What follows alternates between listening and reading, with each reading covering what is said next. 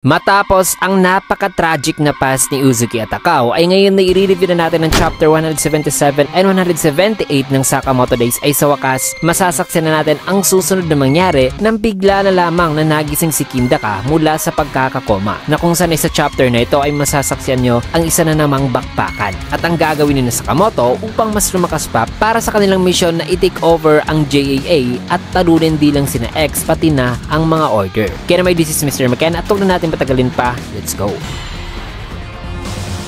Nagsimula ang chapter dito kay Kindaka na gumising na nga habang si Nagumo ay di pa rin makapaniwala na sabing Kindaka. Few minutes later, nang nagkaroon na sila ng conversation, ay sabi naman ni Kindaka dito na 8 taon? 8 taon akong nakoma? Sabay sinabihan niya si Nagumo na wala naman daw nagbago sa itsura nitong si Nagumo, na ilang taon na ba raw ito? Sagot naman ni Nagumo na ang rude naman daw ni Kindaka, ang dami na nga raw niyang pinagdaanan sa mga nagdaang taon. Dadapan ni Nagumo na sabi raw sa kanya ng doktor noon na di na raw talaga magigising si Kindaka, kaya milagro raw itong nangyari ngayon. Ano ba raw karami ang naalala ni Kindaka? Sagot naman ni Kindaka na ang naalala niya raw ay nung nasa bodyguard mission daw siya kasama itong sina Nagumo. Kaya dito naman pumasok sa kanyang isipan sina Sakamoto, Akao at Uzuki. Nasabi niyang nasa na ba raw sila? Nabuhay pa ba raw sila? Di naman kagad sumagot si Nagumo na minutes later ay binunyag naman ni Nagumo ang mga nangyari. Na sabi rito ni Kindaka na mahirap daw paniwalaan na ang tahimik lang daw noon na bata ay ang siyang nagde-terrorize daw ngayon sa JAA. Na di raw niya na-realize na ganito na raw pala kalala ang sitwasyon. Nasabi naman ni Nagumo na well, anyway, masaya raw siya na gising na raw ngayon itong si Kindaka. Kasi sa totoo lang daw, ay nag-quit na raw kasi siya sa order. At medyo mahirap daw ang sitwasyon ngayon. Sabi naman ni Kindaka na kaya kumuha naman si Nagumo ng isang papel na may laman ng mga bills mga kaibigan na sabing ang life support daw na bill nitong si Kindaka ay nagko-cost daw ng 1.2 million yen per month. At ang kalahati raw sa mga nagastos niya ay covered naman daw ng assassin insurance. Kaya ang total cost daw for 8 years na nagastos niya ay 1.1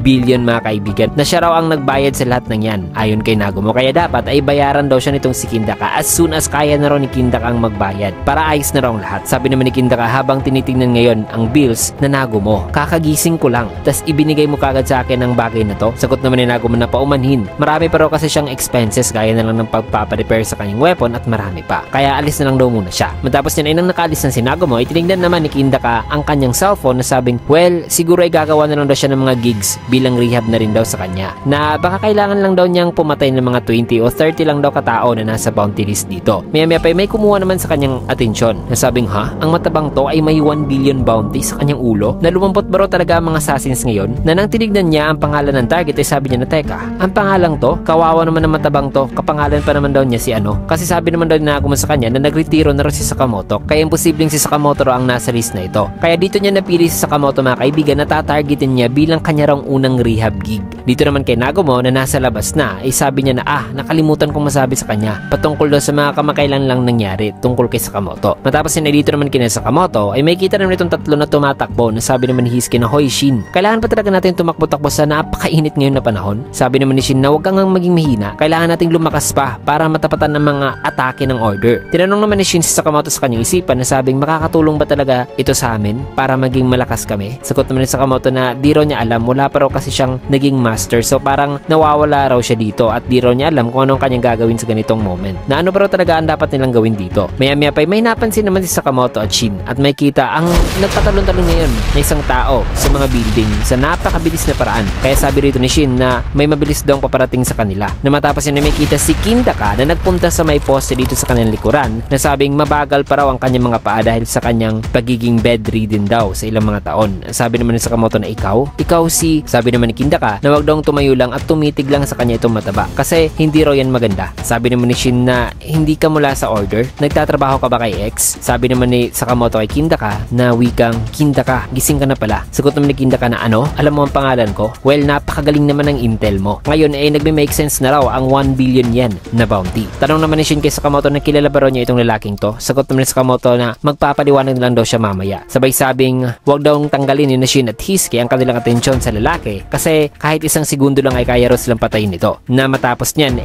mabilis namang kumilos si Kindaka at nagawang masuntok sa Sakamoto habang si Shin ay nagtatanong pa lang sana sa kung ano raw ibig sabihin ni Sakamoto. May kita naman na tumalsik si Sakamoto na sabi naman ng gulat na si Shin na Mr. Sakamoto na ang bilis daw kumilos ng lalaking to. Tumayo naman si Sakamoto na sabi na kalimutan na raw niya sa kung gaano raw kabilis noon si Kindaka. Sinabihan naman ni Shin si Hisuke na i-hold lang daw muna niya itong lalaki na dapat ay sumunod daw at makipagsabayan ngayon sa kanya itong si Hisuke. Kung kaya't gamit ang telepathic ability ni Shin ay binigyan niya ng command si Kindaka na huminto. Subalit na iwasan ni Kindaka ang ability ni Shin na yun mga kaibigan dahilan na ang natamaan na yung babae na nasa likod at di na makagalaw pa. Bagay na nagpainis naman kay Shin habang si Hisuke ay napuputok na ng kanyang sniper rifle. Namangha naman si Kindaka na may kita na nang iiwasan na niya ang bala ay sa ibang direksyon pala naka-aim si Hisuke at doon niya ipinaputok ang kanyang rifle sa direksyon na kung saan ay papapunta pa ngayon si Kindaka para iwasan sana si Hisuke. Kaya sabi rito ni Kindaka na kahit napakabilis daw ng kanyang kilos na di pa raw siya nakikita ng mga tao ay nagawa pa rin daw nitong sniper na to na mag-guess kung saan pa siya pupunta. Kaya inunahan na siya ni Hisuke mga kaibigan sa pagbaril sa direksyon na to kung saan palang iiwas si Kindaka mga kaibigan. Na habang papalapit na ang bala sa mukha nitong si Kindaka ay sabi pa niya na ibang klase raw intuition ng sniper na to. Sabay nilapitan na niya si Shin na sabi sa kanyang isipan na ang batang ito rin daw ay may ginawa raw itong kakaiba kanina na di raw niya alam kung ano yon. Sadyang iniwasan niya lang daw yon. Na ano raw kayang ability nito. Maya-maya pa pinalapit naman ni Kindaka itong dalawa na sabing masaya raw kasama itong dalawa na mga bago pa ba raw sila sa JAA na ikinagagalak daw niya makilala itong dalawa. Sabay magkasabay niyang itinapon mga kaibigan si Shin at Hisuke na sabi naman sa isipan ni Shin na hindi lang daw mabilis ang taong to na parang invisible missile pa nga raw ito sabi ni Hisuke. Maya-maya pa si Sakamoto naman ang sumugod mula sa itaas. Subalit na block naman ni Kindaka ang atake na sabi naman ni Sakamoto na bakit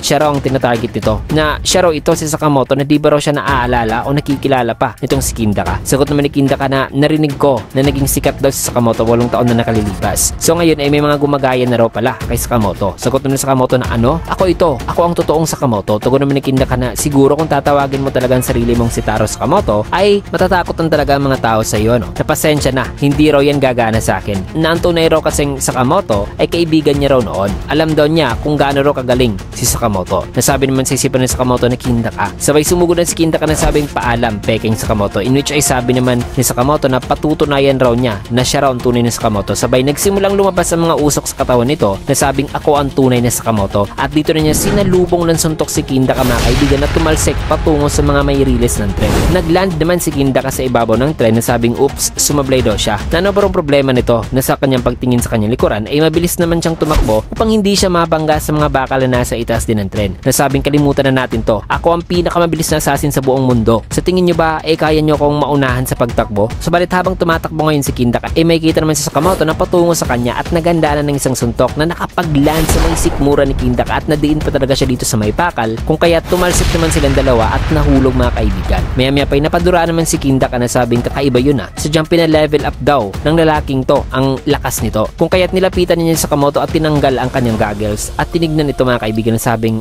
pasensya na, di kita nakilala dahil tumaba raw ito. Tanong naman si Sakamoto na kailan ka ba nagising? Sagot naman ni Kindaka na kahapon lang. Bakit di niyo akong ginising na maaga noon? Matapos yan nag-uusap-usap naman itong apat mga kaibigan na sabi pa ni Kindaka na magaling daw mga season si Sakamoto. Sagot naman itong dalawa na salamat. Sabi naman dito sa isipan ni Shin na di raw siya makapaniwala na kaya pa raw nitong lalaking to na makakilos ng ganoon kabilis kahit 8 taon na raw itong nakahiga. Na ano ba raw lalaking to noon? Tinanong naman ni Kindaka si Sakamoto sa kung ano raw ang kanilang pinaggagawa kanina. Sagot naman nito na nag-workout daw sila para lumakas daw in which ay may na-realize naman si Sakamoto na sabing nahanap ko na siya, ang perpektong master. Sabay tinignan niya si Kindaka. Nasabi naman ni Kindaka na master ninyo? Kalimutan mo na yan. Sabi naman ni Sakamoto na Sabi naman ni Kindaka na parang napaka-hassle daw kasi niyan na bakit siya pa raw. Tugon naman ni Sakamoto na tinuruan mo rin kasi kami noon. Sagot naman ni Kindaka na teka, tinuruan ko ba talaga kayo? Paumanin na, pero busy pa raw siya kasi may utang pa raw siya kay Nagumo. Kailangan raw niya ng pera. Tanong naman ni Sakamoto na pera. Magkano ba yan? Sagot naman ni Kindaka na mga nasa 1.2 billion yen daw. Tugon naman ni Sakamoto na sige, ako nang magbibigay ng funds dyan. Nagulat naman si Shin na sabing Mr. Sakamoto, wala ka namang ganyang kalaking savings. Paliwanag naman ni Sakamoto na ang kanya rong plano ay ang i-take over daw ang JAA at mag-open ng mga stores sa buong Japan na makukuha niya raw ang ganyang kalaking pera. Nakuha naman ang atensyon ni Kindaka na sabing teka, i-take over ang JAA? Sabi naman si isipan ni Shin na ang lalaking to ay isang JAA assassin pa naman. Sa madaling salita ay isa siyang kaaway. Subalit nagulat naman si Shin nang sinabi lang ni Kindaka na mukhang masaya yan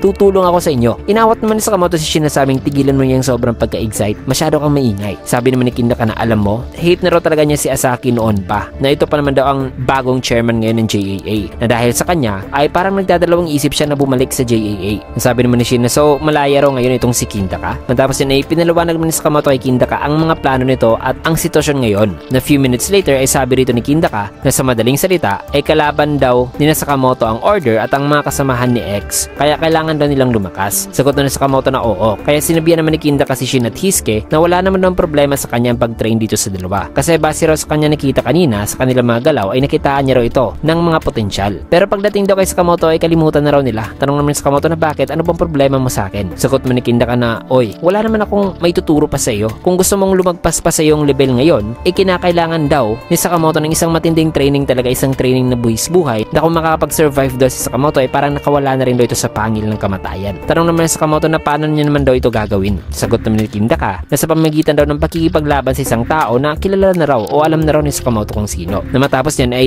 inilipat naman ng eksena dito sa isang bagong order member na si Torres, mga kaibigan, na nagbabasa ngayon ng dyaryo na sabing basura raw ang horse race predicting AI app, na isa raw talagang useless app na ang gumawa raw nito ay isang baliw. Sabi naman ni Torres na kung iisipin din daw niya, kung mag-quit naman daw siya ngayon ay masasayang niya lang daw ang kanyang 1,000 yen na ibinayad. Na paraan daw kasi para manalo ay palaging susubok talaga hanggang sa manalo at alam daw yan ng lahat. Matapos yan ay napansin naman ni Torres itong si Sakamoto na dumaan sa isang street, kaya napasabi siya sa kanyang sarili na sa tingin ko ang pagpatay daw ng tao ay ang pinakamagandang paraan daw para magkapera. Ay isang magandang mundo raw talaga ito. Sabay sinabihan niya ang nasa radyo na sige, gawin nyo na. Kaya habang hinahanap ngayon sa Sakamoto ang sinasabi ni Kindaka kanina na kilala raw nito na dapat nitong harapin, ay nagawa naman niyang maiwasan ang pag-attempt sana ng isang sasakyan na sagasaan siya. Nasabi naman ni Sakamoto na magandang timing. May kita naman ng isang tao na pinaikot-ikot ang isang lubid na sa dulo nito ay may isang bilog na bakal na ngayon ibinato dito kay Sakamoto, sabalit pinalobo lang ni Sakamoto ang isang inflatable ball at nasangga ang atake gamit ito. Kaya nag-fail ang lalaki, mga kaibigan, at nilapitan ni Sakamoto ang lalaki at hinawakan ang gagirs na nasa leg nito, sabay hinila ito at binitawan dahilan na tumalsik ang lalaki. Subalit may isa pang lalaki na papaatake mula sa itaas habang si Sakamoto ay may hawak-hawak namang insect net na habang nakatutok ang baril nitong lalaki ay nagawa ni Sakamoto mahuli ang ulo nito at inihampas sa may poste. Matapos din ay may isa pang lalaki na napapasugod na sabing tigilan mo na yan Sakamoto, kaya kinuha naman ni Sakamoto ang isang handle na ginagamit na pang-serve sa isang Turkish ice cream at ginamit niya ito para atakihin ng lalaki, pero iniwasiwasan ng lalaki ang atake niyan at nag-attempt sa pagkuha sa handle. Subalit trinik lang siya ni Sakamoto at ang cone lang ang kanya nahawakan, bagay na ikininis ng lalaki, na matapos niyan ay nagawa ni Sakamoto ang mahook ang lalaki at naangat ito sabay inihampas